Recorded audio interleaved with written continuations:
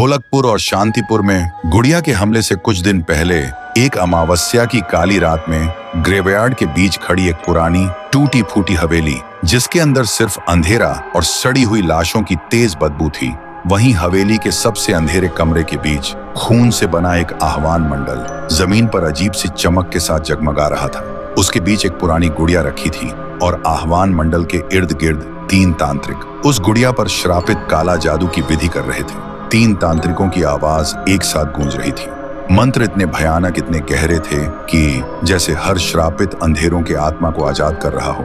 तभी हवेली के अंदर चारों तरफ से हर तरह के भूत प्रेत की आत्माएं हवा को चीरते हुए सीधा उस गुड़िया के अंदर घुसने लगी। और जैसे ही आखिरी आत्मा घुसी, गुड़िया की आंख खुल गई और अचानक वो 3 तांत्रिक टुकड़े टुकड़े होकर बिखर गए। तभी गुड़िया उठती है और जोर जोर से हंसने लगती है। उसका हंसना इतना तेज, इतना खौफनाक कि पूरा ग्रेवयार्ड कांप उठता है। और इसी तरह पैदा हुई शैतानी रूह से भरी राक्षसी गुड़िया।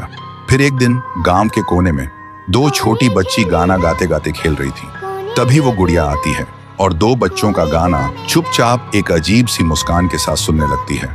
उसकी हरकतें एकदम अजीब थी और जैसे ही बच्चों ने उस गुड़िया को देखा, उनका गाना एकदम बीच में रुक गया, क्योंकि इससे पहले उन्होंने कभी चलती हुई गुड़िया नहीं देखी थी। अगले ही पल वो गुड़िया दोनों बच्चों के करीब आई और उनका खून चूस कर दोनों को मार देती है।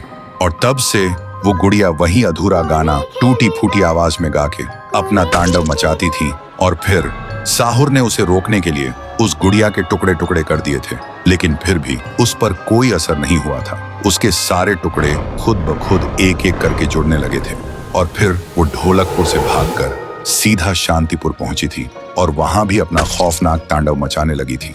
लेकिन शांतिपुर में भी उसका आमना सामना हुआ था पीहू और साहुर से, और फिर दोनों ने मिलकर उस गुड़िया को आग से जलाकर खत्म कर दिया था। और इस तरह पीहू और साहुर ने गांव वालों को उस श्रापित राक्षसी गुड़िया से बचाया था। लेकिन जलने से पहले जब साहुर ने अपने जादू से उसे कस के पकड़ रखा था, तब गुड़िया अपनी एक उंगली चुपके से जमीन पर गिरा दी थी। फिर गुड़िया आग में जलकर राख बन गई थी और वो उंगली अब भी वापस लौटने के लिए अपने वक्त का इंतजार कर रही है। तो दोस्तों, क्या आप देखना चाहते हो गुड़िया का वापस आना और इटाची वर्सेस गुड़िया का जबरदस्त तांडव? तो कमेंट करो और इस वीडियो को 1 लाख लाइक्स तक पहुंचा दो।